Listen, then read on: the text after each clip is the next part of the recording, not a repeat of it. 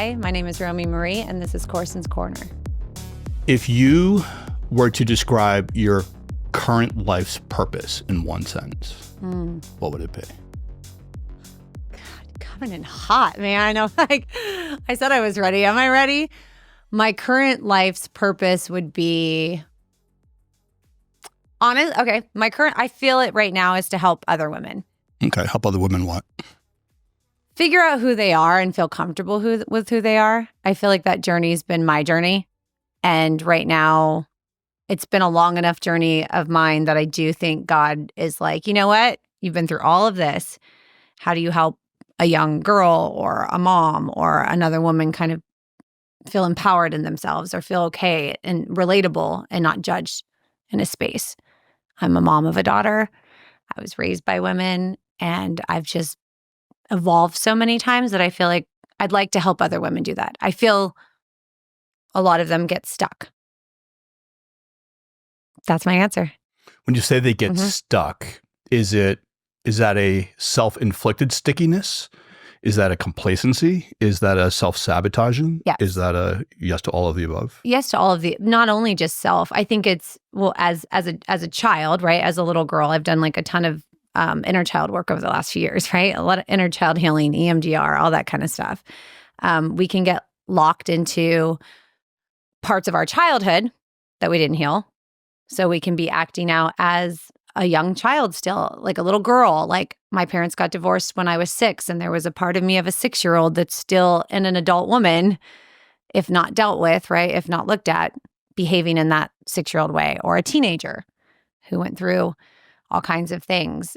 Losing my dad at one point in my life, I was really young. I think my therapist and I worked through a lot of, now in my 40s, revisiting that and grieving it actually released me to grow up, which was mind-blowing that I had been stuck emotionally at an age that I didn't yet focus or heal from, that I just kind of numbed myself out with, right? So this has all allowed me to kind of like turn into a woman because I'm acting like a child because of unhealed things from my childhood. But I'm also raising a child. So it's this beautiful evolution, right? And I think as women, we become moms. We take on the role of this mother that's supposed to know everything and have it all together, right? And be perfect. And yet we're still healing and evolving ourselves. So holding a space for women to hold like, hey, I don't know what I'm doing. Or, hey, I need to put energy here. I want to evolve and become who I'm supposed to be, but I got held back because I'm just a mom, or I'm just a wife, or I'm just my job. And there's so much room and space to be all of those things and still figure out like, who are you? Who do you want to be? I was 45 before that enlightenment took hold. In talking to like a lot of my friends, veterans, in a couple different men's groups, kind of do some, I wouldn't say life coaching, but just kind of like mentorship. Yeah. And I find that a lot of guys, boys don't really become men until 35. I think that sounds about right. Do you think there's a certain pivot point in a woman's life where that is it motherhood? Is it self-actualization? Is it? I think for me and some of my friends. I've never been a woman. Yes. Well, that's great. Yeah. I've never been a man. So hearing you say that for me is helpful, that you feel men at 35 kind of can hit that. Yeah. Because I'm curious. I'm so fascinated by men. I think we're so different, and we all evolve so differently. But for me and my girlfriends right now, a lot of us hit it at 40 and we hit it becoming moms because I don't know what happened, but like, it made us lose ourselves in a way, right? We became so selfless, right? For these, our children. And then we seeked like us. So coming back to us and seeking us through that journey of motherhood made us look at like, can I cuss? Absolutely Okay. not. I was like, who the fuck are we, right? Like I just lost myself to like. You're only allowed to curse because you said cuss. Okay, sorry. May I cuss? Please. Like who the fuck have I become? Who am I? And like it kind of stunted me. But then when you want to revisit that and you're watching like children look at you, you're like, I'm not really the person I was before I was your mom. I don't know who I am. And I'm also, most of us, pretty fucking like fucked up from my childhood and my parents. And now I'm trying to like parent you. How do I explore all this? How do I become who I'm supposed to be while being your mother? Right. And so for me and my friends, it was like 40 for us. When I look at 30-year-olds or 20-year-olds and not being a parent, not that every woman has to be a parent, you're still going to hit some moment in your life, right? Whether you're a parent or not, that opens you up. If you're open to it, if you're open to receiving it. I mean, some women go their entire lives. People in my family I know that are parents that still have never faced that shit. Ever. Mm-hmm. So motherhood didn't do it for them. Becoming 40 didn't do it for them. 50 didn't do it for them. 60. But if you're open to that journey, I feel like there's a maturity level that comes when you become, I don't know, a mom or in your 40s. For me. Is that something, well, I'll ask you specifically. Was there you talked about when your parents got separated when you were like 6 years old. Same thing for me. Yeah. And you also do a lot of like identity work and identity coaching. Mm-hmm. When my parents got divorced at 6 years old, that was a big identity shift for me. Right? Because I went from just being like a son and a brother to like, for the lack of a better word, like the man of the house, which I had no idea how to do. And it took me on this whole thing that only just recently got resolved. Mm-hmm. When your parents got divorced, your dad died later? Yeah, my dad died in my early 20s. Okay, I'm sorry. But what was your identity like up until that point and then after? And did you realize it at that time that there was a perspective shift? No, I didn't. Or I guess it would have been a perspective for someone looking at you. For you, it would have been perception. No, I don't think I knew what was happening. It's interesting because so I was raised with my grandma and my mom. My parents got a divorce. Like we were all living together. My dad was not your typical like father, right? He was his own unique being. Left my mom and I. So to clear this up, my father was like a hitman, drug dealer, boxer, right? My mom was jack of all trades, right? Super like machismo, like Mexican man. My mother, white, cop's daughter, Orange County. Okay, they came together. There was no generational. No, not at all. They had me. My father was in Vietnam, and he was sprayed with Agent Orange, and both of my brothers ended up with disorders. So my mom was left with me, 2 babies that were just a lot going on. My dad just didn't know how to show up. It was like too much for him. They end up divorcing when I'm 6, but because I have these 2 brothers now that are full of all kinds of special needs, right? And need attention and love and care. My mom's a single mom. My grandma's raising us with her. Like you, I'm the oldest. I step into, I'm going to take care of the boys. I'm going to take care of mom. My mom was a young mom. She was like 21 when she had me. She's trying to go to college, get herself together. So immediately, as you know, at a young age like that, when you're supposed to just be a child, going to school, watching your parents like be an example of what a relationship is for you, right? To one day hopefully look for and have, that shit did not happen. It was like, we're in survival mode. Mom's going to go to school, right? Is that me? I think that's me. I need to turn it off. Let me turn this off. Mom's going to go to school. Grandma's here. You're in charge. You know? And so, yeah, that identity shift happens, but it's like fight or flight, right? It's survival. Yeah. Dad's gone now. I think that was the beginning of me taking on new roles, new identities, I'm sure for you as well, without even being aware of it or being able to process what's happening. Right. Yeah. You're too young. Well, children, you're so resilient. So resilient. Yes. Because even in my own childhood, like we had moved a couple of times. Yeah. And so it wasn't uncommon for there just to be we're just doing this now. Yeah. And then that was just the way it was.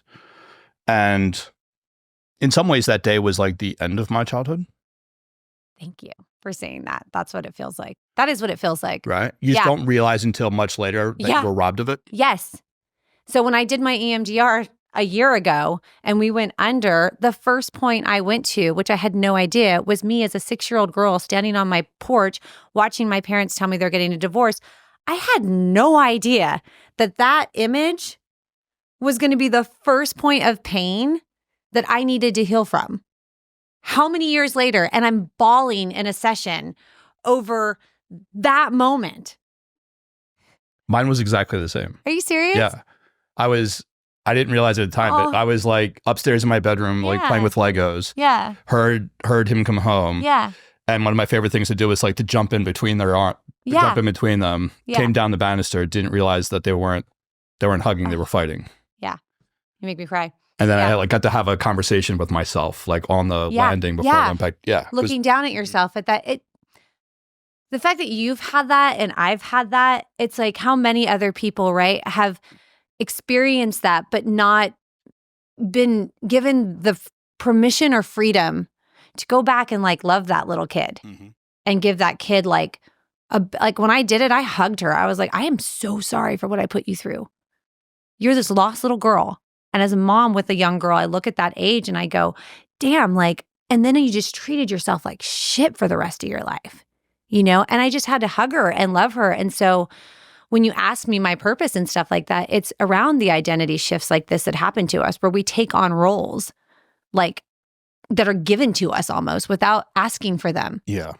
It can be pretty beautiful because I'm writing a whole nother book and that's like a big scene in it. And it's like one of the things that I really loved about it was, does that mean, so like if I'm like Spencer Arjun, not Spencer 1, does Spencer 1 get to go back and heal Spencer 2 and does Spencer 2 get to go back and heal Spencer 3 until eventually there's no trauma?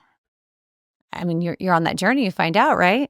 I guess we all are now. Yeah. I mean, we hopefully that is in the multiverse of everything. Yeah. I mean, that's where I'm at right now is like, I mean, I'm a big thing in like my faith, right? My spirituality, my faith has gotten me through it, like quantum physics, meditation. I'm real big on just evolving. I love that faith, quantum physics, and spirituality were all in the same lane. Yeah, those are my area. That's me. Like I believe in like some crazy energies. I believe in like God being of energy. I believe in Jesus, right? I believe in the Bible. I believe in science. And you can believe in all of it. You can believe in all of it. And I believe that, right? So it's kind of like how you can be like anti-child sexual assault and think that like Billie Jean's a great song. Yes, you can do both.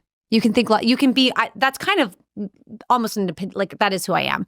Is one thing can exist. It's how we should all be. Right. These two things can exist. Right. They're not black and white. Right. Which they were my whole life. So now I'm in a gray area of life. Do you think they were like that our whole life, or do you think that was just our perception? I don't know if, and again, when you talk about identity, this is another thing, is that like, were we conditioned certain ways, right? What part of these things that we have become or we believed or we thought were us? Yeah. Or were we put to believe certain things are black and white? Like, when did we get the freedom to figure out if they're not? I don't know. Do we even have it yet? I don't know. But like, I remember being a kid, recovering Catholic. Yeah. Right. But it was like, and my mom was both like, caregiver and nurturer, but also like disciplinarian. So like there was no room for nuance in my childhood. It was like good, bad, black, white, yes, no, go, no go. Right. And so it was like, good guys wear white hats, bad guys wear black hats. And like, I remember like the very first Batman movie, like the Michael Keaton, Jack Nicholson, and like friends of mine were like dressing up as the Joker. I was like, why? I can't believe they're being the bad guy. Yeah. Like, why would anyone ever want to be the bad guy? Yeah. And it just blew my mind. It wasn't until like I got into like the military and like government service a little later in life that I was like, oh yeah, like the world is gray. There's like a getting exposed to how I guess really college started it. For you? Yeah. To see that the world is gray? Yeah. I mean, I don't know. Maybe I might be lying to myself there. Because I did like live in Philly and had I had a certain sense of how the streets worked, but that was like other and apart. That wasn't like your life. Yeah. And then it wasn't until I got into college, I was like, oh, some people that I like do drugs. Yeah. Some people that I like are drug dealers. Some people that I like are gamblers and thieves and, And it's okay. And yeah. It's okay. I think that gray area, I shared that with you in terms of Bob, who you had on. We had a conversation and it was because I love identity conversations. It was like, You can be of this party and this party, right? You can be of this belief and this belief, but you can coexist together. And more than ever do I think this conversation is important because we are so divided, right? As just people and a country and like families and all of the things. And I'm like, it's okay to be somewhere in the middle. You don't have to like identify and become so strongly in these things that like you've been conditioned. Who are you? Right. And do you feel safe enough exploring that? Well, that's a real big part of it, right? It is. Especially, I imagine you see this like a lot with the people that you are coaching like on the identity front. Because one of the big challenges for me in my therapy and healing process was letting go of one identity and embracing another. It's massive, but it's not easy.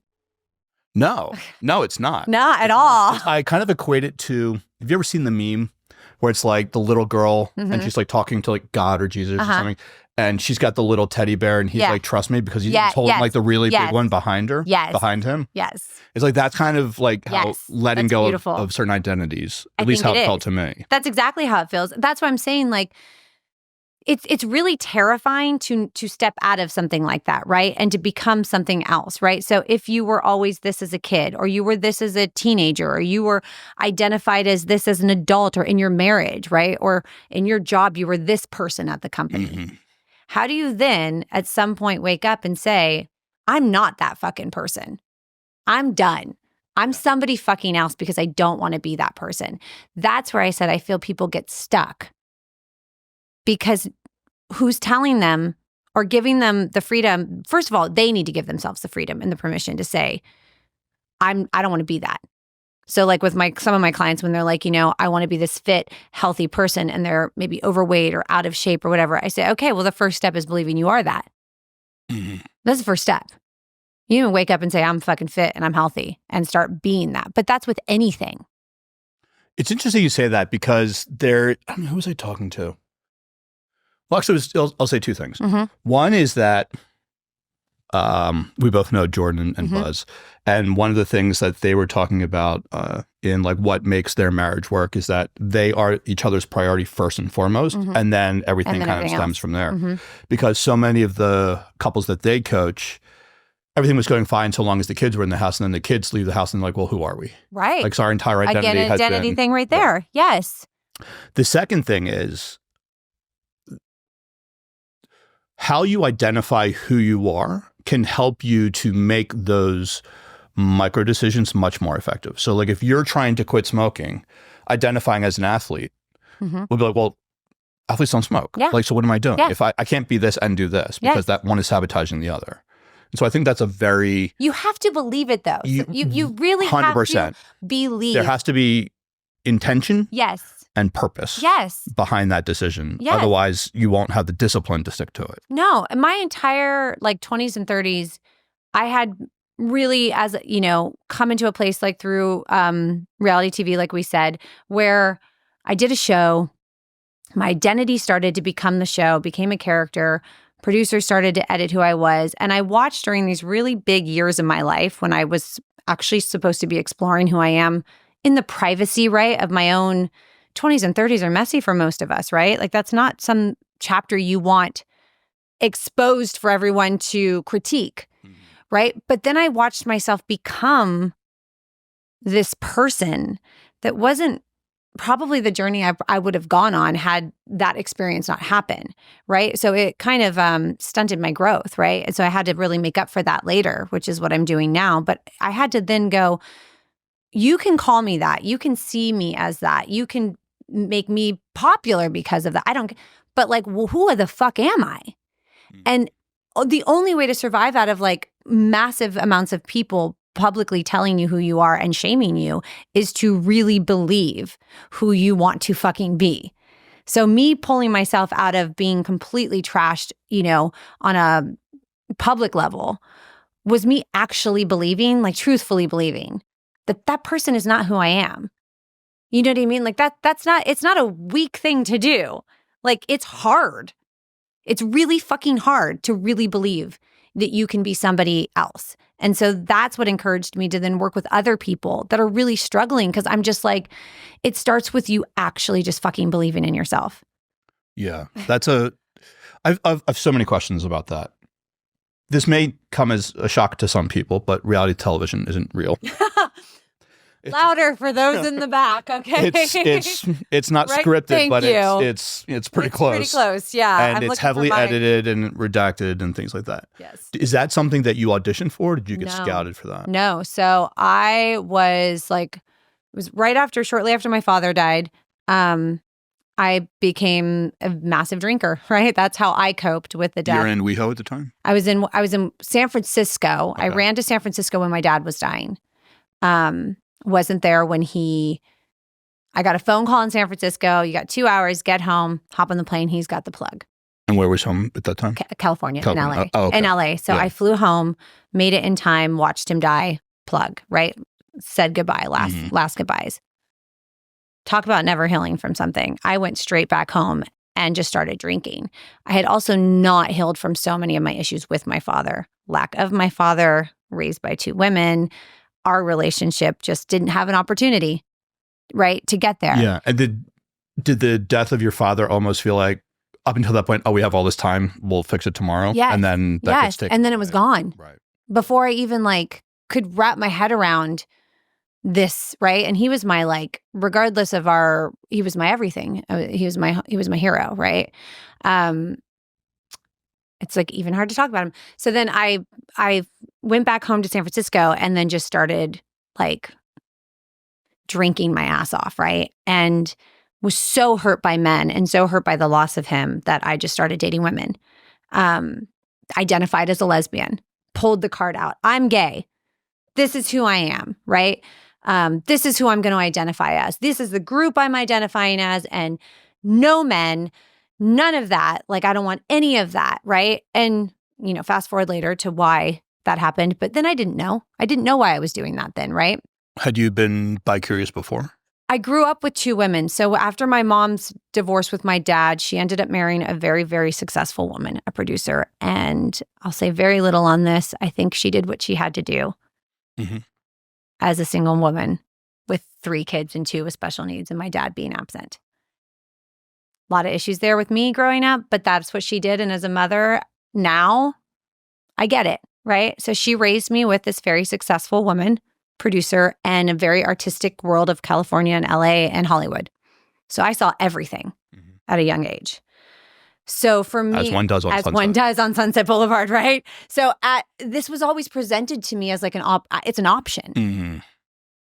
It's an option. If I'm hurt by men, my dad is dead. This is an option for me. Right.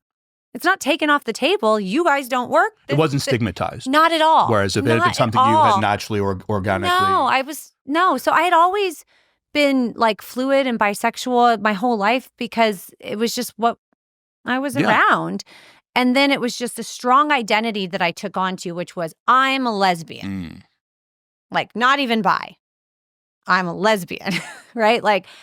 And then Day 1, hour 1. That was it. That's how I am, right? This is going to be my identity. Zero hero. Yeah, cut the hair off, right? The whole thing. Fly home to West Hollywood, end up living there, and I'm doing girl parties, and I get tied up with I end up hooking up with a girl that is a main character of the show. Oh, okay. Yeah. She tells me, I've got a show coming. It's the L Word. Everyone knew the L Word. It was a scripted series for ever on Showtime. Yeah. So that as a lesbian, I'm L Word's huge, right? But it's a reality version of it. And so... Right, that was the L Word.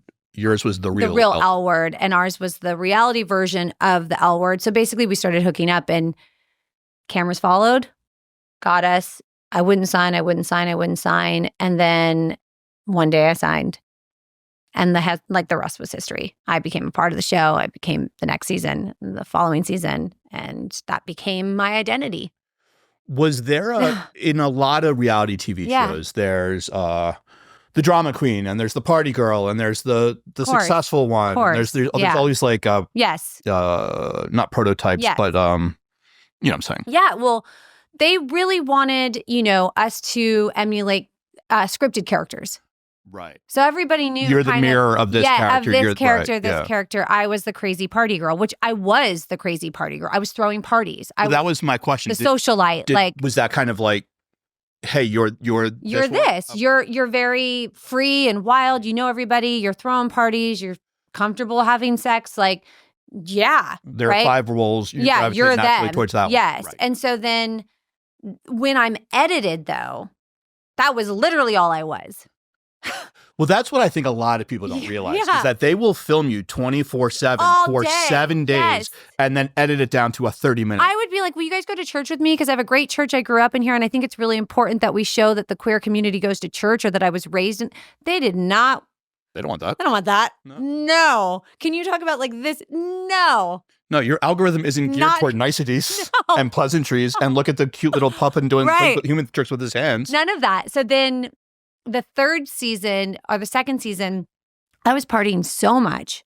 And then watching this show air with no way of editing it. Like you had asked me at the beginning of this, if there's something you don't like, we can remove it, right?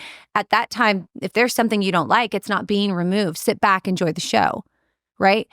At that age and that trauma. How old were you at this time? I was in my late 20s. Yeah.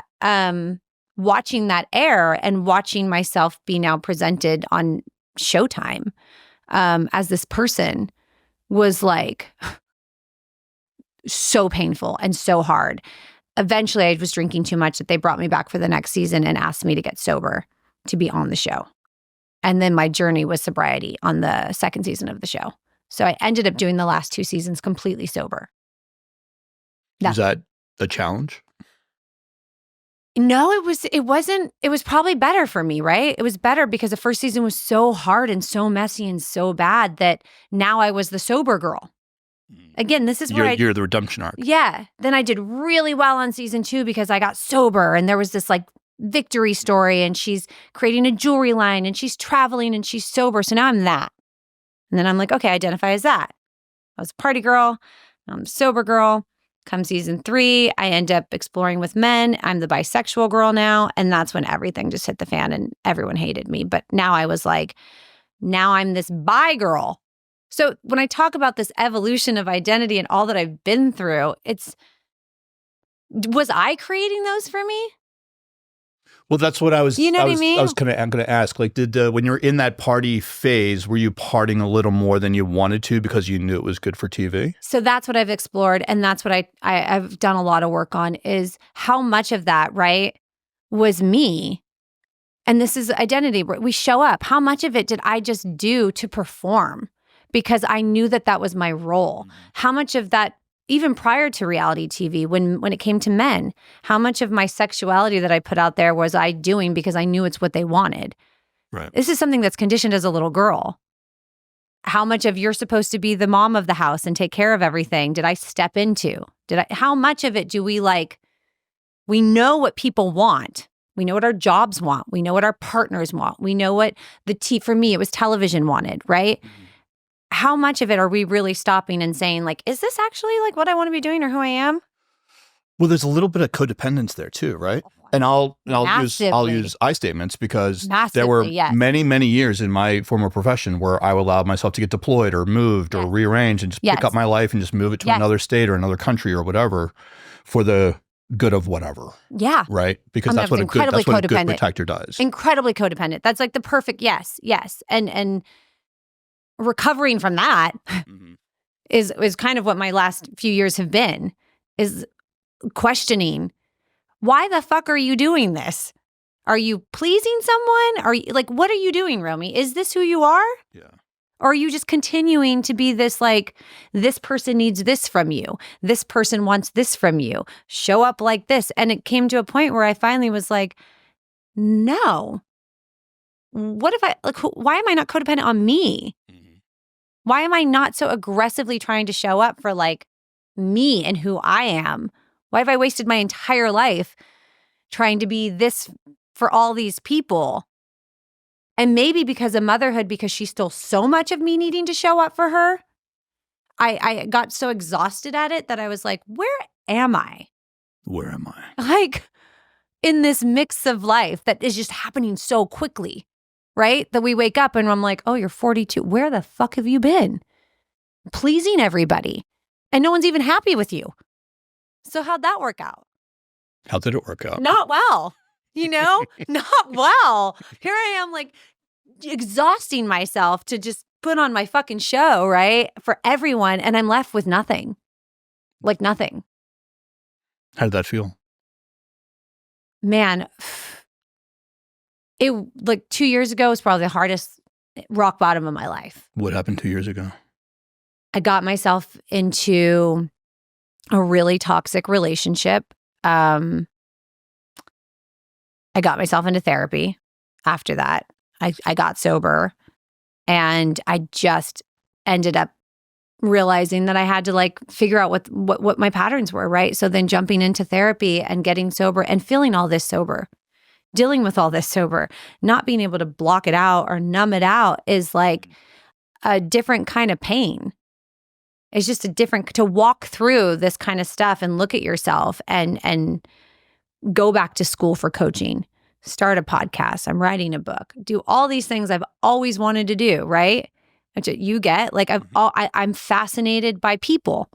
I'm fascinated by conversations like this, right? I'm fascinated with human stories. Like I was just able to just breathe and figure out those parts of me. And it has just been incredibly painful. I cry all the time, randomly. I just have so much emotion in me, and I'm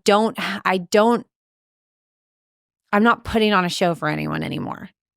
I mean, we all are at some level of like our work, right? And what we're putting out there for our businesses and for our branding, because that's what it is. But like, I have like very little friends. They all kind of went away. Are they just not tall? They're just really short. I just really like short people.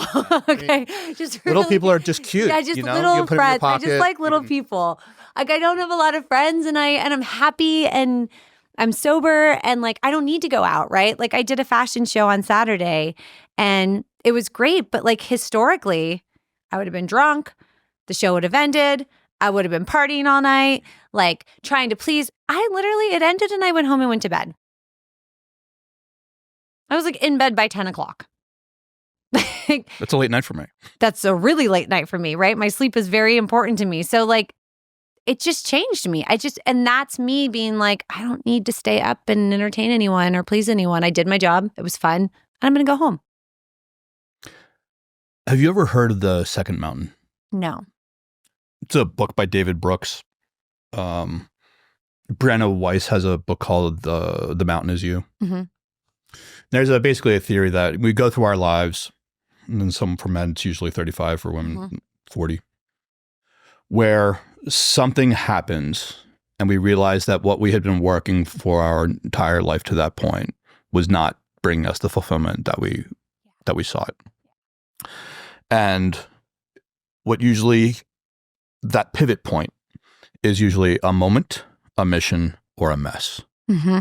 For me, it was a mess. I was like, I tried to kill myself and I didn't want to die and had to start doing the work after that. What was it for you that point came? You were in a toxic relationship, but what was it? A moment? Was it a rededication to a mission? Or was it, like it was for me, just a total fucking clusterfuck of a mess that pivoted you into this new version of you? It's going to be hard to talk about. We don't have to if you don't want to. No, it's not bad. Let me see how I explain this without saying too much of it, because I don't talk about this area at all. I'm writing about it, but I don't talk about it. In the relationship,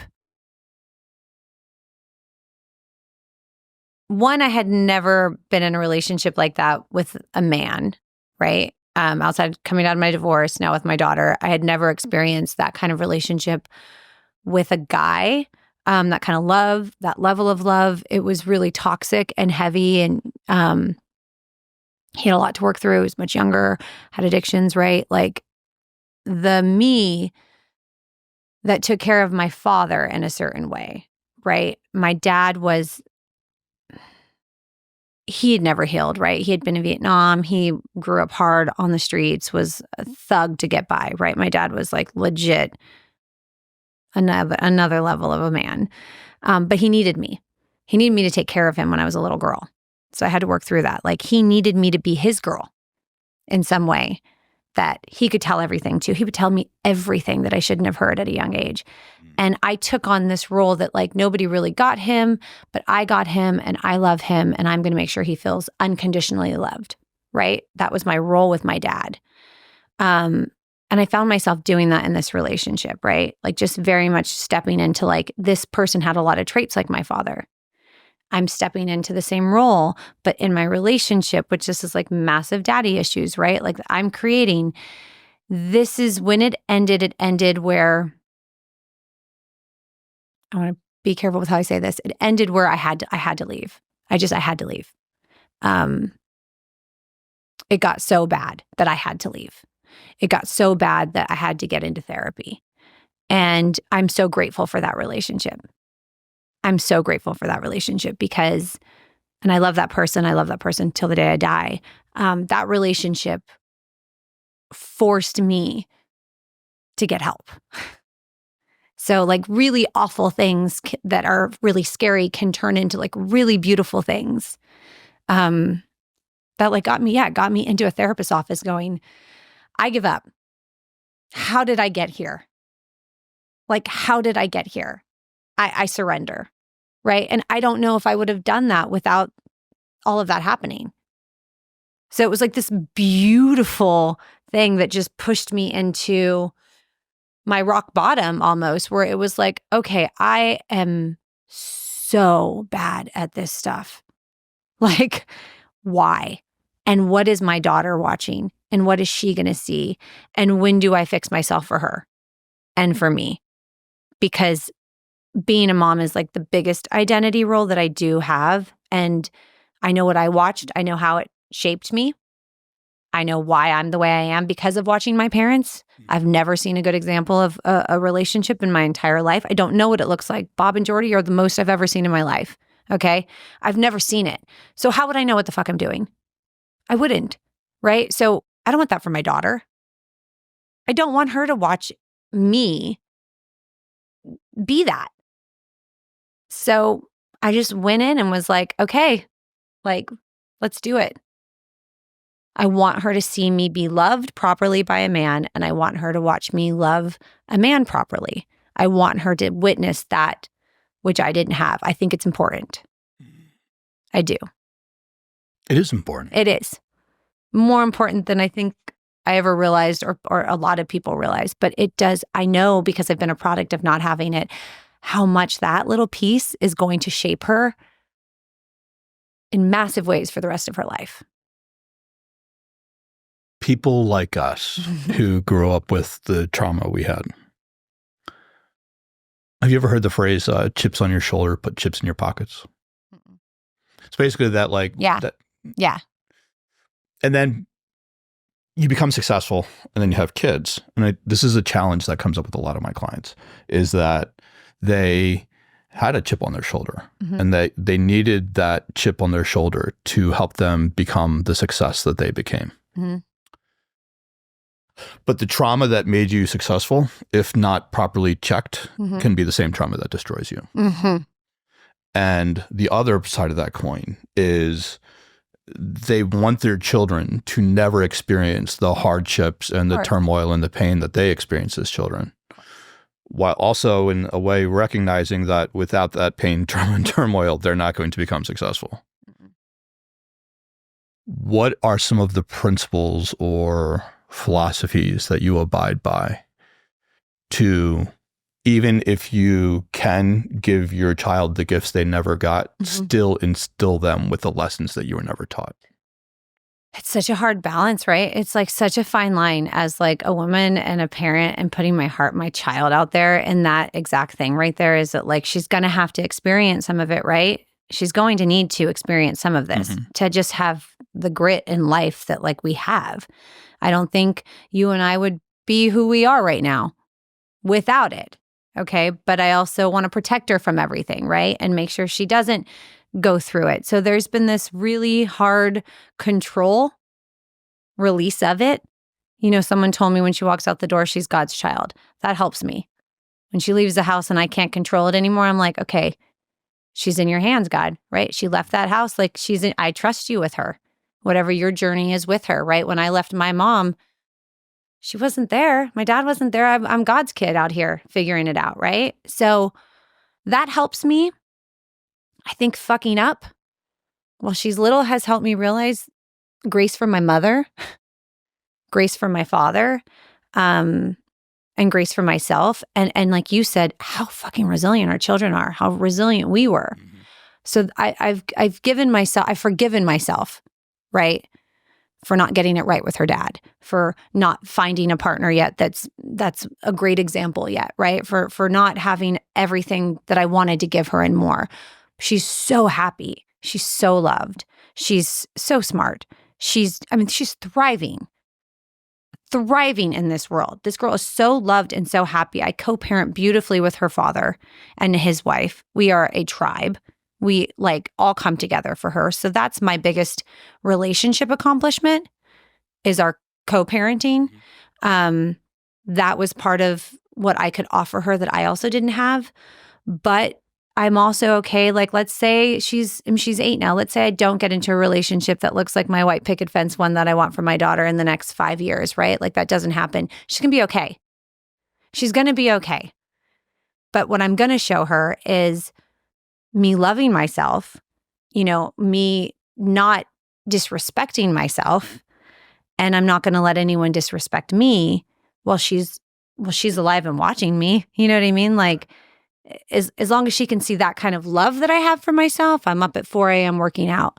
I'm in bed by 9. We're at church on Sunday. We're doing, as long as she sees the discipline and the self-love and the care that I'm doing, all the other stuff, it's going to balance out.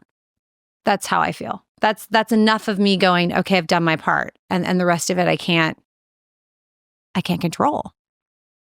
No, listen, I've never been a parent, but I love talking to parents and stealing their secrets so that if I ever become one, I know what the fuck I'm doing. That's what helps me. Which tattoo is your first? Oh, God.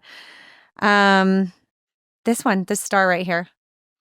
Just that star? Just that star. So I told myself when I went in for a tattoo that this was going to be my only tattoo. How'd that work out? I know I was being sarcastic. I don't think it's my only tattoo. No. So which one is most recent? This one. Okay. The skull? The skull and the flower. It's a cover-up tattoo. It's well done. Yeah. My girl Cal did it. And this is a big story right here. Tell me. I'll tell you. It's part of identity. There we go. Well, there you go. Mine are, for sure. Yeah, absolutely. So when I was 20, my dad's partner was working for Billy Bob Thornton. Mm-hmm. And it was when Angelina was married to him. And I met her brother through this, her older brother, James Haven. And we fell in love. And I was 20 and he was 30. And we fell in love hard. I was very young. He was one of the few people that got to know my father. My dad loved him. I got to know his mother. She loved me.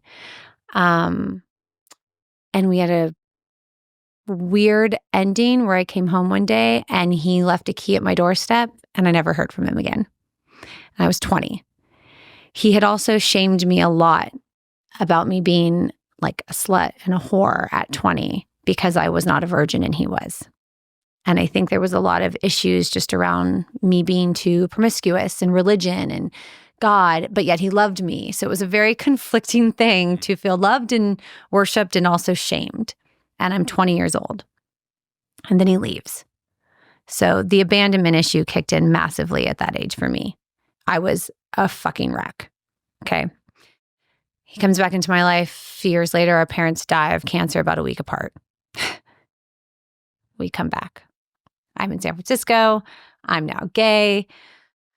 Right? We end up having our moment and still in love. And this journey has gone on for many years, on and off. And I had put it on my social media, we had gotten engaged after many years. And I thought, it's all going to happen. This is my person. We're going to give my daughter the best life, and it's going to be amazing. And it ended horribly. That H was the tattoo for him that we had matching from when I was 20. It has been a part of my identity forever. Every photo of me, every picture, every part of me on TV, that H is like staring at me, right? It's just a part of who I was, that tattoo. And I recently went in and was like, okay, well, it's an end. It's an end. It's an end of that chapter for me. I'm going to cover it. It's just not who I am anymore. And I went in, and actually the tattoo artist, she's releasing it soon, did a whole interview about like what it was like to do a cover-up tattoo like that, and how it can be shaping of who we are to remove parts of us and create something new. So that's part of the evolution. It is. So when I went in to do it, it was like an emotional tattoo for me, because I was saying goodbye to something that had been a part of me for 22 years. How do you feel when you look at it now? Conflicting. Yeah. I feel like... It's like the house you used to live in. Yeah. Yes. That's good. Mm-hmm. Yeah. A lot of emotions around it. And stepping into who is this person now without this, right? Without this branding of this love story of mine. Yeah. The reason I say that is I was back in Philly recently. And there's this Panzerotti shop that we used to always go to as a kid. Mm-hmm. And the oldest of my 3 younger sisters just had a baby. And so they were in from San Francisco. And so we were all meeting in my cousin's house, which is like 5 minutes from this Panzerotti shop. Mm-hmm. And I'm in this Uber, and we're kind of like back up traffic, and we're having to cut through. And I realized that we were on the street that I grew up in. Mm-hmm. And I hated my childhood. Yeah. I hated it. And... like in my mind, this house was like this like Nightmare on Elm Street type thing. And as I drove down this, and like my sisters have been back, and like I've seen photos of it, but like seeing it and like smelling it and all that, I was just like, oh, it's just a house I used to live in. Yeah. Oh yeah. Like I thought it had all this like power. And so it's just like, interesting you say that. I went by my house where the 6-year-old me was standing on the porch.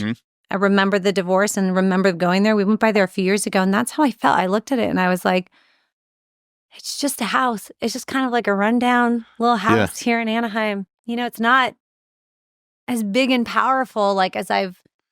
Yeah, it wasn't like Castle Grayskull. Yeah. It might, you know. Yeah, but that's what it is. When you can look back though and go, you know, that was, again though, like, it's like you said, and it is that weird balance. So it's interesting because all these things shaped me. I am who I am, and I love who I am today and who I'm becoming because of all of these things. Yeah. I really, like, I couldn't be here without them. Would you change anything if you could? I don't think so. Me either. You know what I mean? Like, I just don't think I would have become this.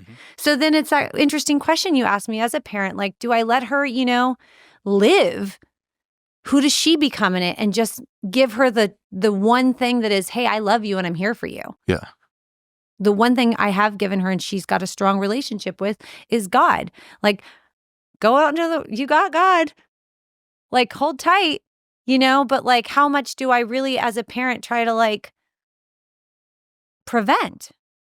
How do you, and there's a million ways to do this, and I'm asking only for how you do it. Yeah. How do you conceptualize the religious God with the spirituality, with the energy and universal truths of the physical world? That's an interesting question, and I'm going to piss so many people off like I do, but... How can you piss? There's no right answer. Well, religious people have an answer, right? Religious people have a strong answer as to what God and Jesus and all of that looks like. That's a very biblical, right? Which cracks me up because no one knows what Jesus looks like. Thank you.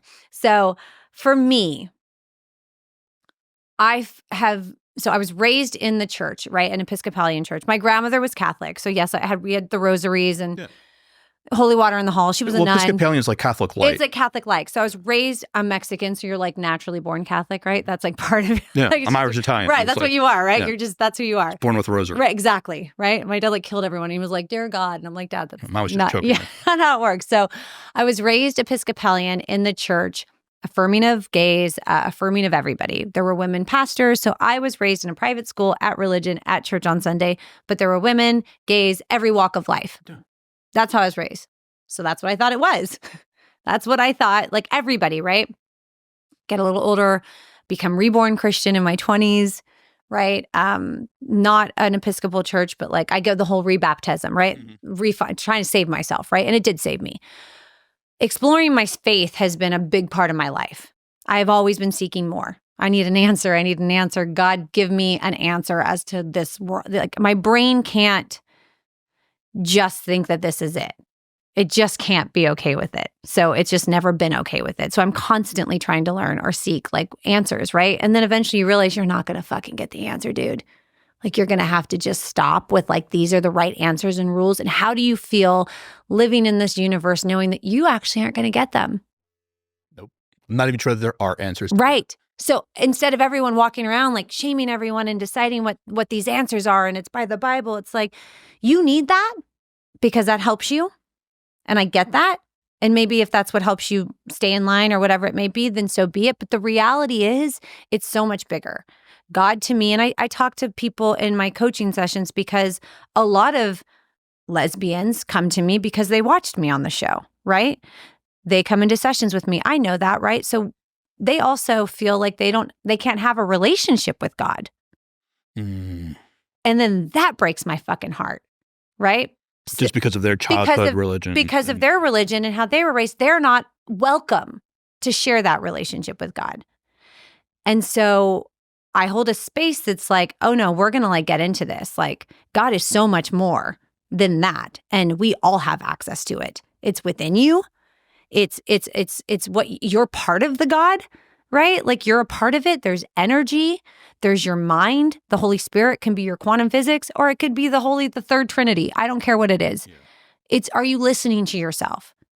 Are you loving yourself? Are you above this world, or are you in this world? Well, isn't it also, and we all have access to it. It's not that we all have access to it, but it's like, it's got to be so mind-numbingly frustrating to, let's say, having grown up Catholic, right? And knowing that you're gay or queer or whatever, and knowing that your church is frowned upon. Then to be 25 and hear them realize that they're missing out on some serious market share. And oh no, hey, he told me to tell you. Yeah, we're cool with gays now. Yeah. And if you want to get married in the church, it's the same fee as everyone else because it's all over the place. It's disgusting. It's all over the place, and even the church. And that's why I say religion. I'm not religious. I'm not a part of a religion. I say Christianity because here's the deal. I read that Bible. I love Jesus. I love what he did. What was your favorite part of the Bible? Just the way Jesus came and loved people, the way he didn't judge, the way he made me feel, the way he makes me feel is, and I don't care what people say, Jesus makes me feel like he'd be hanging with me, like he loves me, and like he came to save me in the way of saying, you're a sinner, but I love you. You're totally welcome in the kingdom of God. Like, I love you. And that love, when I maybe didn't get from my dad, or I didn't get from my mom, or I didn't get from the world, that love from him is what keeps me like going. I think that's a fucking fantastic answer that I was using as a setup to a bad joke. And you just gave me that. No, you just gave me this like legitimate, like, fuck, that's a fucking beautiful answer. I was going to say the chapter on dinosaurs. No. And no, not the dinosaurs. Because I was, I used to get kicked out of like CCD and all those, like, they'd be like, God created this. I'm like, well, who created dinosaurs? Right. It was like, nah. But what I love learning from people who have legitimate faith and have that faith fulfill them. It does. Faith is a gift I never got. I think it's a gift so many don't. I mean, I have, like I said, some clients that are going, I don't know how to do that. I don't feel a part of that. I can't reach that. I don't believe in that. And I say, okay, but you know what you're missing? And maybe it's not Jesus. Maybe it's not the Bible. Some sense of mental health, right? Physical health and spiritual health. Well, yeah. So that. Some sense of spirituality. I have, I'm not religious. Right. So I don't have a problem with religion. I have a problem with the organization of religion. Well, that's I don't have a problem with people. I have a problem with systems. Yes, same. But it's impossible to do, like I did an ibogaine treatment and I did a heavy hero's dose of psilocybin and MDMA. And it is impossible to do those two modalities and not have your worldview shattered, expanded, and made elastic. I mean, you saw God. Saw something. That's what I'm saying. Like saw something much bigger than me. You hit a spiritual level during that. Yes. That like whether that's Jesus in the Bible, you hit it. Yeah. And to me, that's God. Have you ever heard the phrase, God is the term that God is what we place the blanket.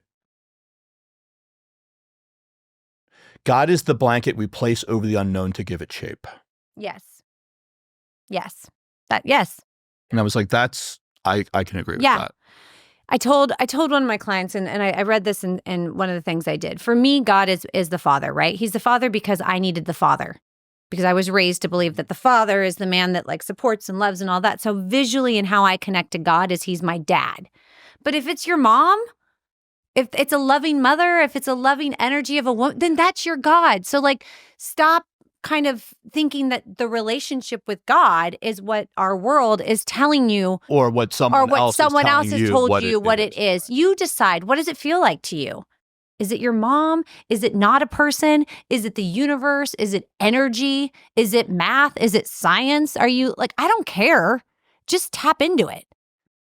Yeah, no, I think you're exactly right. Because I, for a long time, my PTSD, my special kind,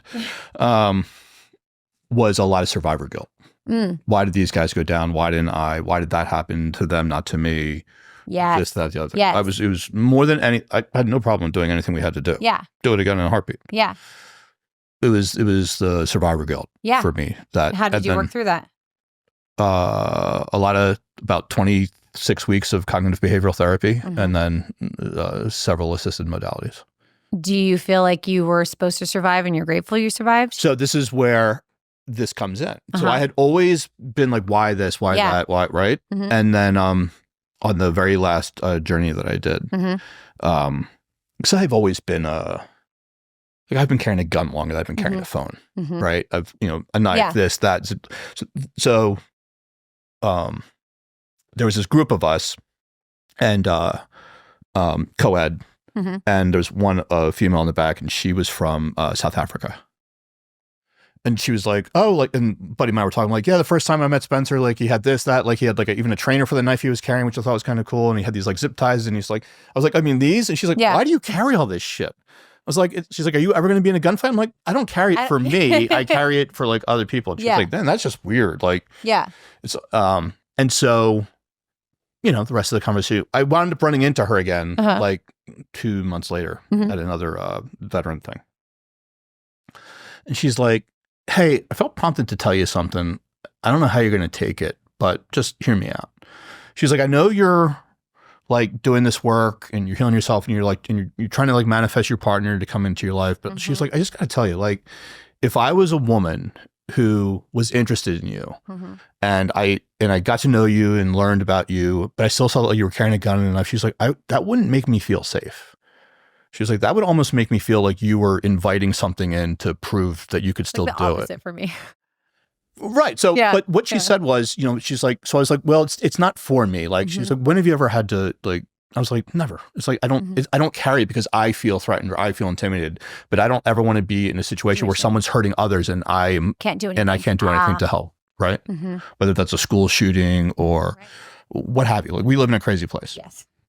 If you come after me with a gun, I'm going to take it and beat you with it. Right. No questions asked. But if you're shooting other people and I need to do something. A lot of that would be about watching people go that you couldn't protect, right? That you lost, that you've taken on this role of.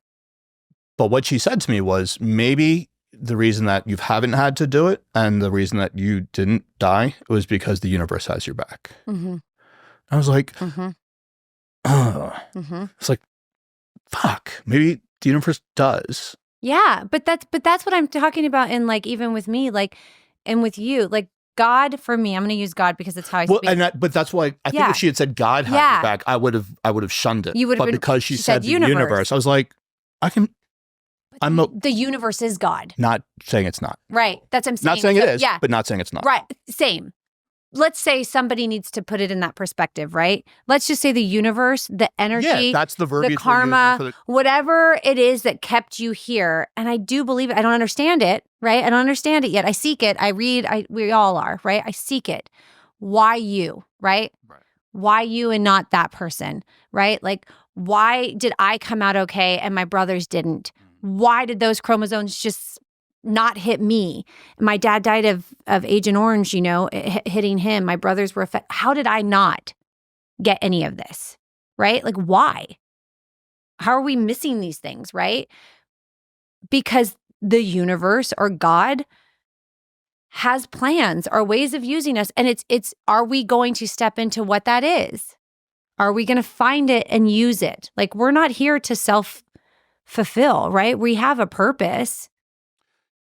We definitely have a purpose. Like everybody does. And I think it's also so interesting. Are you a Star Wars fan? I mean, I love Star Wars, yeah. Okay. I find really interesting, I don't know where I heard this. This is not an original thought. I'm a borrowed knowledge guy. I was either on like a Reddit thread or a YouTube deep dive or something, but they're basically talking about how the Force. I always say the Force be with you. is basically how a lot of people now are describing their religion. Yeah. Right? It's not one thing. It's like it's all around us. It's in everything. It's around us. And if you're like, some people can just channel it better. I was like, and they're like, they're describing the Force. Okay. So this is my thing I've said since I was a kid. I'm going to sound crazy because like part of me is. I've always thought like there were X-Men, right? That there were like the X-Men show, right? Yeah. So I always thought of like myself and certain people probably like you. Like there's these different people around the world that are these X-Men. I sound crazy, okay? I literally... I'm going to let you know how not crazy you are. Okay. When I got the coronavirus shot, and they're like, you have to sit here, I was just like, do I have superpowers? Yeah. Did this unleash my superpowers? Yeah. I was like, I don't have heat vision. I can't. But I think we do have superpowers. I feel like there are certain people that have superpowers, right? And it's a mind superpower or an ability to do something in the world, right? And so when you ask like why this person or this, it's not that person like, there's certain people that need to be here. And then those energies and those brains were spread it all out throughout the world in all different religions and cultures and looks, and all of us are everywhere, but we're tapped into something that's just different, right?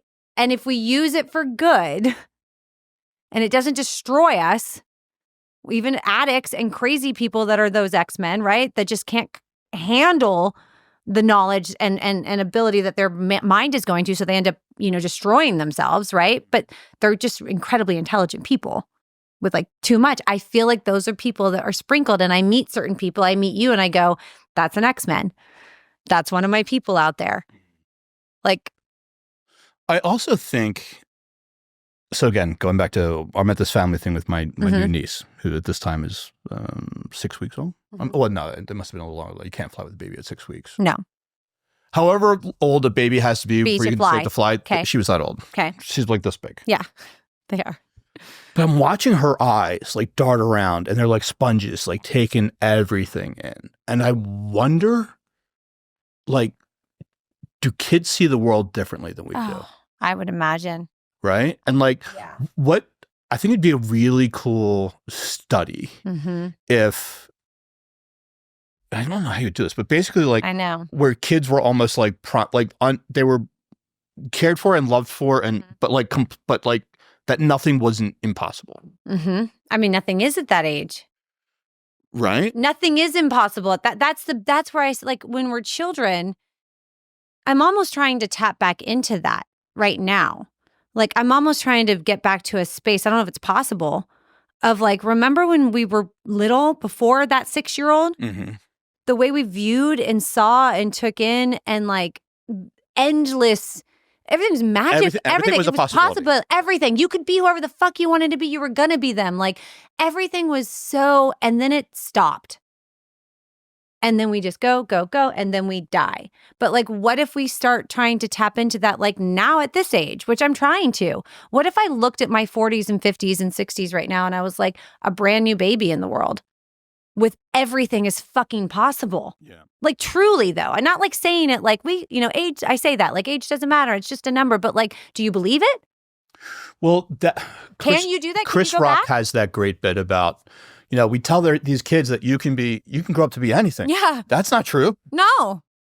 Because you want to be a dentist? Yes, you could probably be a dentist. But you want to be a king? You're not going to be a king. Not going to happen. 6 years old, I was already done. By 6 years old, I was already tapped at like what I was going to be. I was already like starting down the hill of, I'm not this, I'm not that. And then my identity from everything. Like, and I was talking about that in my episode that I sent you on my YouTube page, was like, I was already shaming myself. I was already down on myself, right? At such a young age.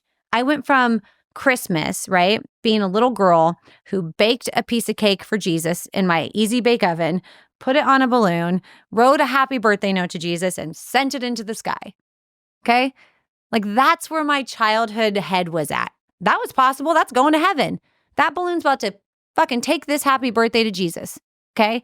And just a year later, trying to scrub the brown off my skin so that I wasn't Mexican and I wasn't looked at a certain way because my dad was gone now, and now I'm taking care of my mom and she's white. Like, how does that happen in like a year? How did that happen? My dad moves out, right? They get a divorce. I'm with my mom. She's white, blonde hair, green eyes. My whole family, his dad's kind of gone. And I'm now taking on this, like, I want to be like her. I want to be this family. Do people look at me that I'm poor, gross? Like, you do have that idea. Like, I knew my dad was like from a harder, the thugged life. Then she marries somebody really wealthy and we're in this white world. I don't want to look different or feel different. And so like that happened at a very young age. You didn't feel that way with him? When we were together as a family and I was little, I was out in the street playing with my friends, riding my bikes. Like, I was young. I remember that, and I remember it for like this much of my life. And you moved. Yeah, we moved to Pasadena. So it was like you moved. You could pretend to be someone else, but you couldn't look different. Well, yeah, it was basically like Fresh Prince of Bel-Air was my life. Yeah.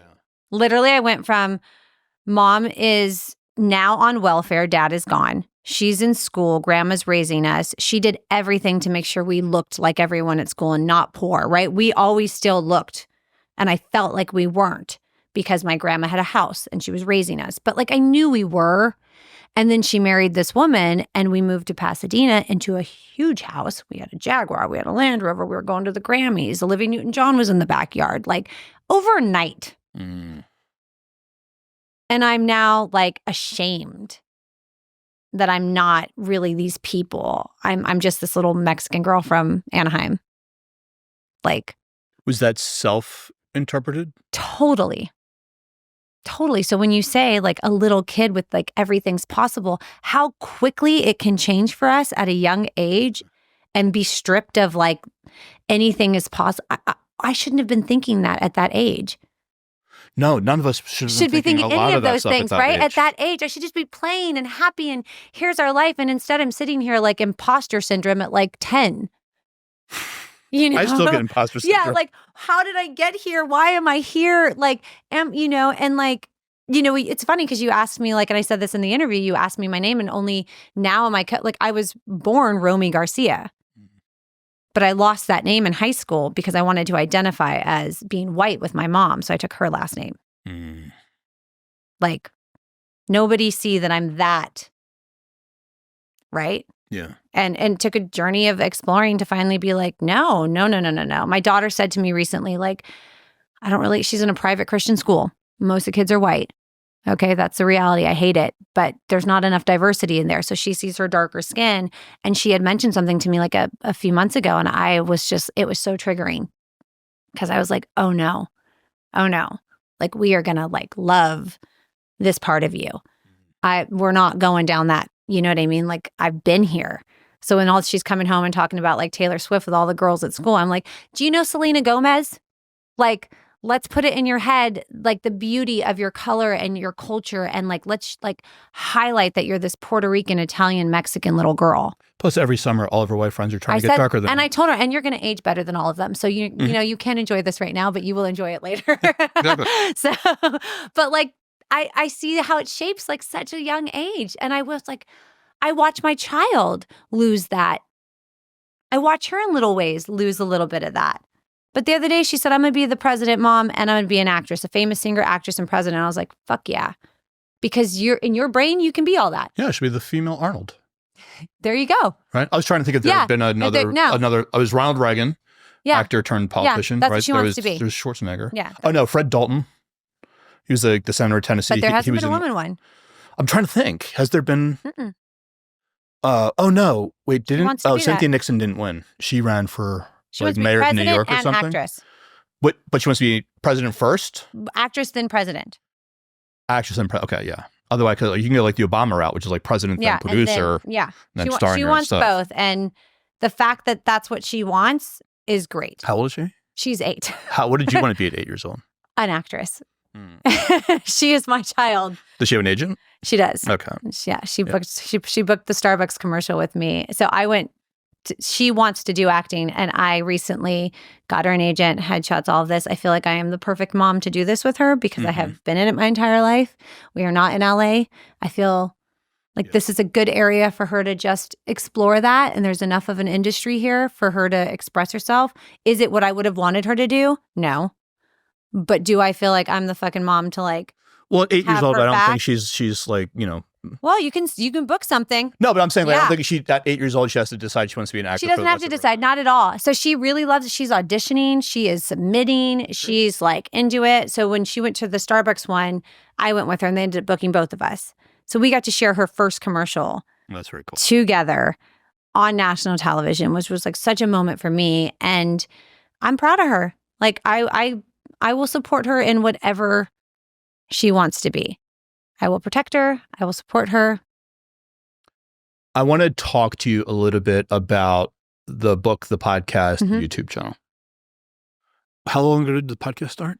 We just took a break. We started that podcast. It's called The F It Madres, and it was with my best friend, Carla, who was at 40. We both had the fuck it moment. That was when it started. She turned 40. I turned 40. Her and I look like twins and look like sisters. We shared the same boyfriend during my L-word days. He dated both of us. Everyone in LA was like, they thought we were the same girl. Okay, it was this whole thing, right? So we ended up meeting, right? And we looked alike, and we ended up becoming best friends. So, she wasn't also on the show. She was on it as like his girlfriend and my friend.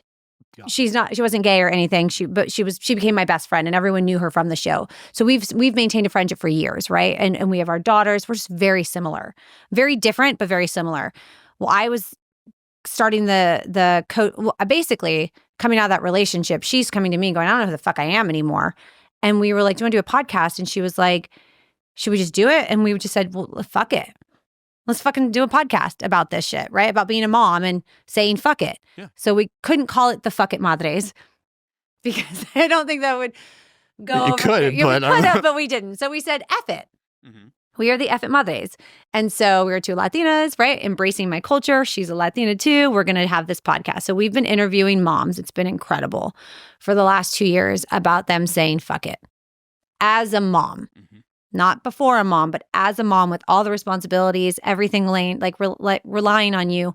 How do you go fuck it and go back to school, move countries, get a fucking divorce? How do you do these things, right? So we've had these beautiful women share such incredible stories. And in that, we were like, we should go to coaching school so that we just kind of have a better idea of how to have conversations with people. Yeah.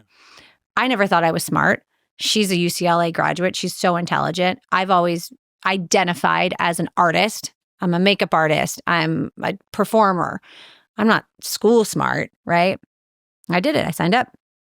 I finished. I got a certificate. It's hanging above my desk. Did it while I was working a full-time job. Did it while raising my daughter as a single mom. I did it. That gave me a whole new identity that I can do whatever I want. I'm just going to start signing up for everything. I'm just going to start learning shit and fucking getting certified. I love this. So we both got certified, did that. And things just kept developing. I ended up getting management team. So I'm with Loud Management, which is my agency that helps me with like public speaking and stuff like that. I'm writing my book. They're going to help me with getting that out. I'm almost done with the first draft. If I've wanted to do this my entire life. And I'm finally doing it. But as you know, it's like with all the things I'm doing, it's like even if it's 15 minutes a day that I write, it's 15 minutes a day. I'm in nutrition school right now because I'm big on health and fitness and coaching clients. I started taking clients after coaching school, fell in love with it. And over the last 2 years, building my clientele with my clients, building my brand, started my YouTube page, which is The Real Romi.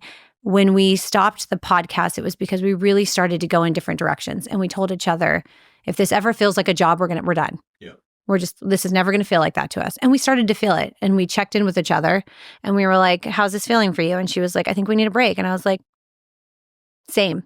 I love you. Yes, let's take a break. Let's give ourselves some space to do our own thing right now. And if we come back, awesome. So she's doing this incredible thing with like her pins for encouraging women and moms. And I'm doing my new thing, which is the YouTube page. And you know why it's really interesting is because I've always felt like I need to have someone, either in a relationship in my life or with work, that I am never capable of something by myself. So me deciding to do the page just alone with nobody has been a new shift of me being like, I'm enough. This page doesn't need a co-host. It doesn't need, I'm not in a relationship for the first time in my life. This is the first time I've ever been single for longer than like a minute to a month to a few months. Like I'm in a new space right now where it's just me. And so that's what I'm doing with this page. And what I decided to do instead of just moms is interview people, just everyone, about their identity and their branding. And so many of us are branding ourselves right now. I mean, it's like so huge. So how'd you come up with this brand? What part of it is your identity? What's pushing it? Like, I'm not social. I don't go out. I'm sober. I'm not the life of the party, but I really do get off on like having conversations with people. I've been doing social media for a while. Mm-hmm. Sorry. Stop touching the mic. I've only recently jumped on the YouTube bandwagon. Mm-hmm. Even though it is social media, it doesn't feel like it. I feel the same way. Because like I'll post things, and it's just like some things hit, some things don't. I don't know. Just kind of goes out there. But you don't get that like that instant gratification that you get from like an Instagram or a it's a reel or something. Right. And they're like definitely some like YouTube loyalists. Yeah. Like some like diehard YouTube people. Yeah, it's a whole world. It is that I don't know a whole lot about. I know nothing about it. Other than the fact that everything I read says it's the future. It is. And I don't know enough about it as well. But it is like the way that they are doing like subscriptions and branding with other products that go with it. And like people are watching it like TV. So the same way you have an app on something. YouTube paid out more than Netflix to its creators last year. People are killing it. I'd love to figure out how. I'm intrigued by it. So I stepped off of the podcast world, right? Which we were doing, like a podcast, it went everywhere. I'm on Instagram, very active. I put pretty much everything on there, which by the way, if anyone's following me, there's so much you don't know. Like just FYI, I put a lot on there on my day-to-day because I've been on a reality show. So I'm used to letting you in. It's just how I've been conditioned. So I let people in, but I don't fully let people in. How do you navigate that line between oversharing and letting people in? Are there boundaries? Yeah, that people don't understand that are happening. No, of course. But like for you, like are those? Well, I do not post my daughter on my public page. There's my boundary. I'm a mom. I'm putting myself out there as a mom. I'm a mom speaker. I'm branded as a mom, but you're not going to see my kid's day-to-day life on social media and you won't see her face. You'll never see anyone that I'm in a relationship with or dating or anything on my social media. So I have a question about that then. Sure. What is that? Because women will feel like, are you ashamed of me? Do you not want to look like you're taken? What is it for you? Is it, you don't want to see people to see you break up? Is it vulnerable? It's just that's not what my platform is about. My platform is about podcasts, quotes, and then occasionally personal safety stuff. Okay. So it's very branded to what you are putting out there in the world, not your personal life. Correct. So mine is very branded to be a part, so I'm trying to open up and get more vulnerable. So that episode that I put last night was because a lot of people said when you were on the show, and I did really receive a lot of attention with it, was because, Romi, they were a part of you. Mm-hmm.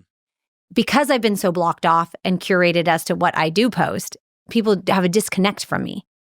So I'm trying to break that boundary of, okay, you want to know me again and who I am now? I'm going to let you in. I'm going to open up and be vulnerable and let you in. The only part that's off limits is my child. She's off limits because this is my journey. It's not her journey. So I see some of those really big Instagram moms that, they've got their kids and they're doing, I could have gone that route. I could have, right? And it would have probably been well received so everybody could watch me as a mom. She's off limits. Yeah, I'm not so sure I don't think kids should be on social media. I don't think kids should have social media. She's never going to fucking have one. Which she looks at me and she's like, you're doing YouTube, you're on social media. And I'm like, listen, I know this is like a hard line and hard for you to understand. You're not going to have one. Well, I think that's another thing that I do is like, if you're part of my personal life, then you're who I'm dating and you know where I'm going. Yeah. You know what, that's not what my social media is for. My social media is professional branding. Yeah. Well, so now I made, and I hold me to this, right? We'll see. I told myself no more relationships out there because my whole life has been defined by my relationships. So my entire life since being public on national television, I have been defined by my sexuality, by who I'm dating, what sex I'm dating, what my relationships look like. So then I put my relationships all over social media over the last few years, all my breakups, all these new people, right? Without people actually even knowing like the depth of what anything was actually going on. So then like I would have like someone break my heart and then I'd have everybody be like, she destroyed him, she's just out there breaking hearts. And I'm like over here like bawling at home. Right. I'm like, this is like such a messy, sloppy line. And I'm looking like I'm just defining myself by my love life. And this is why this last few months I've just been like, I removed everybody that was ever on my page in a romantic way. And I'm like, this is me. This is who I am. Just me. Things I love. Yeah. No kid, no partner. I don't ever want to put a partner on there again.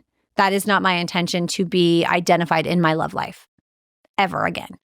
I want it to be the things that I care about, which is like health and nutrition and, spiritual growth and identity. And like, I'm a makeup artist. I'm in the fashion world, like that kind of stuff. Yeah.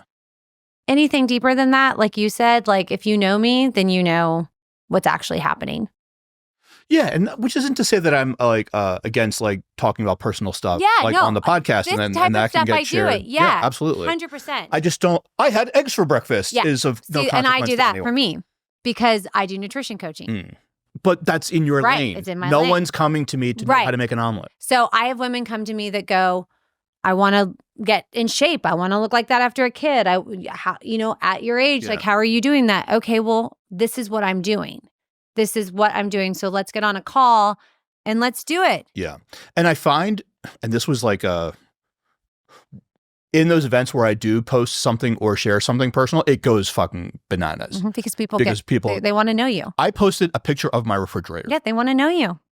That's what it is. That thing, it was just a story. It had like 1 million views. I was like, it's my refrigerator. I had somebody on my show with branding and he's incredible with it. I had this guest, Hunter, and he just created this brand called Strange and it's a maple syrup and it's incredible. You think just maple syrup, right? Just that's it. He had this conversation with me and he works as a branding person. So I was like fascinated by it about like people want a story behind it. You can put any product out there. You can put any brand out there. It doesn't matter how well it's visually put. They want a story to connect to and relate to. So if we're branding ourselves and putting ourselves out there with who you are, what your brand is, people still need your story. Right. They need to emotionally connect to something. So where's that fine line? Yeah, it's tough. There's a great book called Story Brand. Can't remember the author, but it basically talks about that. Yeah. It's like, come for the story, stay for the lesson. Yeah. It's all about the story. Yes. If you can tell a good story, you will always have an audience. Yeah. And, I had to because I like post a lot of like sexy shit too. And like there was that line of like, I was like talking to this coach class and he was like, let me look at your page. And he was like, okay, if I go to your page, do I see coaching? I see a lot of like hot pictures. And I'm like, okay, well, that's not what I want, right? That's not the image I want. But I had posted this like a week ago where I was like, half of these hot pictures, and they truthfully are not for men to like enjoy as much as not for the male gaze. I want women to see me and go, she's empowered and she feels sexy and she's owning herself and she's like in her 40s and she's a mom. Like, I want to feel that. That I want them it's motivational. I want them to be motivated. I want them to see me like, yeah, I'm fucking sexy and I'm owning it and I'm working out and I'm a mom and age isn't going to kill me. And I want you to want that too.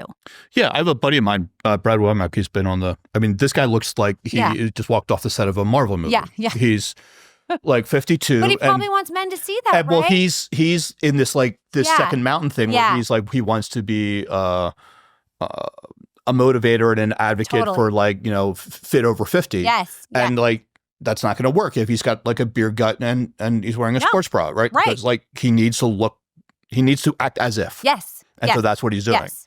Yes. And I remember when he came up, I was like, dude, I need some photos. He's like, dude, I've got like a video of me getting into a cold plunge. I've got me doing kettlebell swings, and we'll just use the one from the studio. Yeah, that's about it. I was like, okay, great. Yeah, because you want to be what you're like seeing. So I'm putting that out there. And like a part of that is like, this is what I'm doing and I want to help you do it.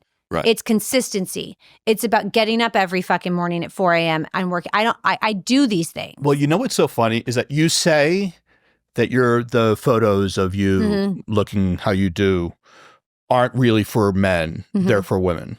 Chris Williamson had on they're obviously a level of which we want validation from men. I'm a human being. He's like, but like the number, he had whoever just won like the Mr. Olympia, won it for like 6 or 7 times. And he was basically telling this anecdote about how when he was getting into bodybuilding, he was like posting all these photos. He thought he was doing it for women to get women to like him. He's like, no, my DMs was all dudes. All men. Yeah. Like, hey man, what's your squat? How do you do this? Like, what subs are you on? Mine's like a mix. I get a lot of women that do write me, a lot of moms. That is my thing. Like I get a lot of moms that are like, what are you doing? How do I do it? But again, it's like one of those things where it's not like I woke up like that. Like I work really hard. I work really fucking hard. Is that you? Sorry, that's me. Yeah. Hold on 1 second. Oh, because it's the one person who can get through the calls during the podcast, right? Like I work really hard, and I want women to know like this is. I'm not like there's a lot of women that don't have to, right? And they look like that. This isn't that case. This is like real dedication and hard work, and I'm tracking macros, and I'm running 10 miles, and I'm lifting weights, and I'm eating in a certain way. Are you prioritizing protein? Of course. Okay. That's exactly it. And also I have this big thing with women knowing, like, there's a big message behind what I've found, which is I think it's important for women and our daughters, which is big right now, and I'm grateful for it, that like, eat your fucking meat, eat your protein, lift your weights, eat food. We grew up in a generation where we were starving. We were just doing cardio. Women were taught to eat salads, and just... I grew up with the food pyramid. Yeah, like we were like all this bullshit. So like I'm showing women that like, no, I'm eating. Like, let me show you what I had for breakfast, because it's a fucking buffet, right, of food and nutrients. You need that. But I need that because I'm going to go run 10 miles and lift weights for 20 minutes and do these things. So like, that's my message. So when I'm showing people like, oh, this is what I look like, or this is what I'm feeling confident in, it's because I worked really fucking hard. And whatever you're been conditioned by your mother and our generations to believe you, and you're not getting there, it's because those diets and those like starvations and women not eating or lifting is bullshit. Do you find that certain so talking to different people like that do certain like social media things, and they basically say that there's like 3 lanes, right? There's the day in the life, like this is me, like the get ready with me is the come with me while I go to Targets. There's the motivational things, like look at where I was and look at where I am now. Yeah. And then there's the almost like the educational, right? The stop doing shitty deadlifts, or if you're a chef, it's like stop cutting your fingers off while you're chopping an onion. Yeah. Right. Do you prescribe to those verticals? And if so, what, if so, which ones do you feel are most effective? And if not, what verticals do you kind of choose? Jeez, I feel like I need to fucking figure it out, honestly. Well, I was hoping you had it figured out so that I could figure it out, because I'm trying to figure it out myself. The one thing that works for me, and I need to figure out how it works for me with like my brand, is people want to just know what's going on in my life. Okay. And that is fine. I'm just going to lower this down. That's fine. But I also want, if you're going to know what's going on in my life, I want you to be taking away something from this, right? That is part of what I'm trying to teach, right? So a lot of times right now I am finding that posting my breakfasts and my food and my workouts, I'm getting more messages. Can you please tell me what you're eating? Can you please tell me what your day looks like? Can you please tell me what you're working out? What are you doing? Can you actually, and I haven't been doing that as much where I'm like, so now I'm like, okay, I need to like post my workouts. The funny thing is I posted me working out in my underwear, right? It got so many likes, right? Shocking, right? But the reality is I do wake up and I don't even put workout clothes on. I wake up in my underwear. I'm not even kidding. Every single morning at 4:30.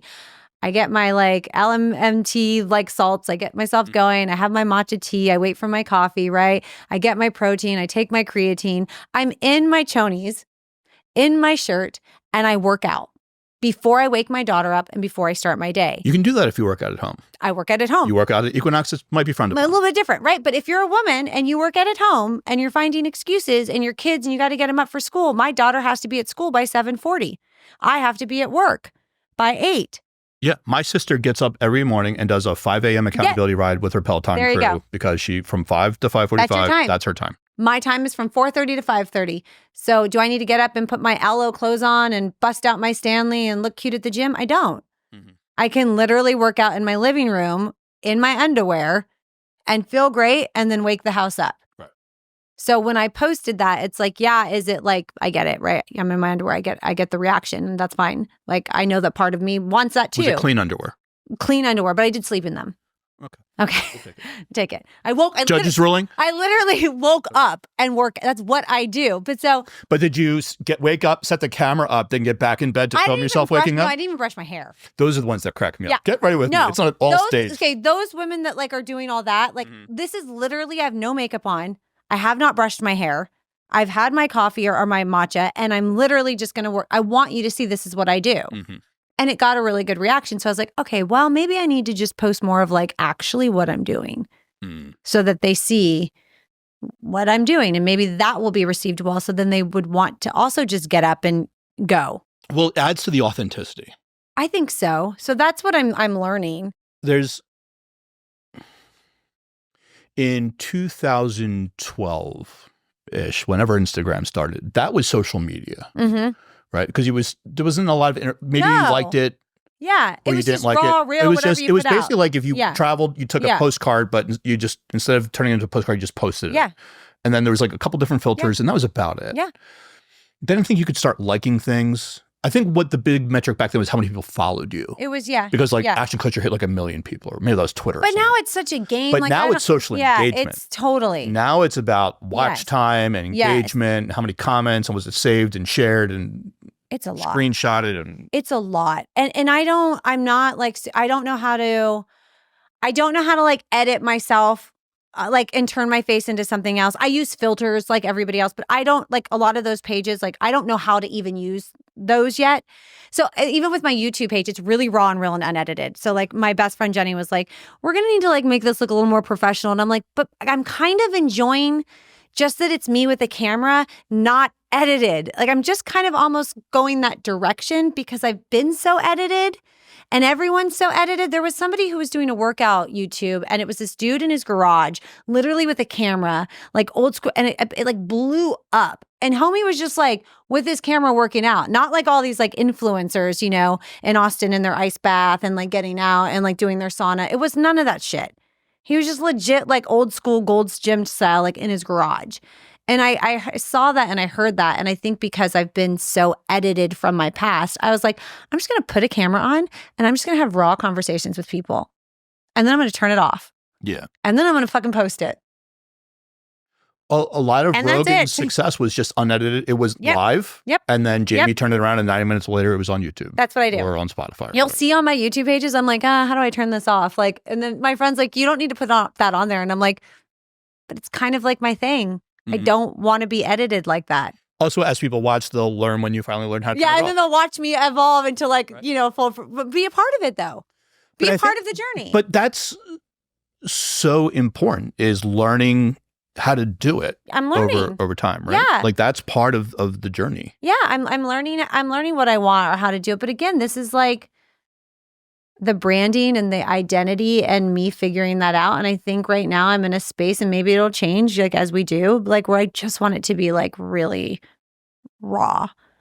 There's so much out there that's done so well and perfect in that world right now. And I'm never going to be able to compete with all of that, right? It's too much. It's just the real you. It's just, that's why I said it was the real Romi. I was like, it's just, this is it. Romi, this has been a lot of fun. I end every podcast by asking my guest 5 questions. Yes. That Lewis House style. Exactly. Get to know you on a deeper level. Yeah. Okay. Question number 1. You have a time machine. Mm-hmm. You can only go back in time. Mm-hmm. Can't change anything. Okay. Can't kill Hitler. Can't stop Rome from burning. But you can spend as much time there, interact, do a ditty, and then come back and you'll have retained all that information. Where are you going? What the fuck? That's a good one. Oh, man. I am going back to being with my daughter the first year of her being born and being able to stay home and be a full-time mom. But didn't you already do that? I want to go back and stay there. Oh, okay. That would be the one place if I had a time machine. I'd go back about 7 years into a little glimpse of life, and I didn't have any responsibility but her. And you just watch yourself watching her? It's the most joy I've ever had in my life. Really? Yeah. That's beautiful. I will accept that answer. Thank you. Question number 2. Okay. Aliens. Fact or fiction? I mean, do we know? I can't say. What do you say? I want to say that there's definitely got to be a possibility that there's aliens out there. Okay. But Yes. not like walking among us. I don't actually know. I don't know. Fact or fiction? Fiction. Okay. No, fact. That there's aliens? There are aliens. Okay. I'm going to say yes, there are. Okay. I'd rather say yes than no. Perfect. Mm. If you could go into the jungle, choose any animal, and have it shrink down to the size of your hand so you could keep it as a pet, what animal would it be? A baby lion. Baby lion. Mm-hmm. Okay. One of my new favorite writing prompts is, what is something that I learned today that I didn't know yesterday? Ooh. So let me ask you, what is something that you learned today that you did not know yesterday? That some of the things that I'm still working through, you asked me about, are still pretty fresh. They're not fully healed. Do you think they ever will be? No. I think that was clear to me today. Yeah. We'll get you out of here on this. If by some grace of God, you walked into a room with everyone you have ever met in your life, Yeah. who would you be most excited to see? My daughter. Yeah. Hands down. Forever. Yeah. I like that. The real Romi. That's it. That's If people me. want to learn more, what's the best place for them to go? Madre Romi on Instagram, and then The Real Romi on YouTube. And my website is madreromi.com.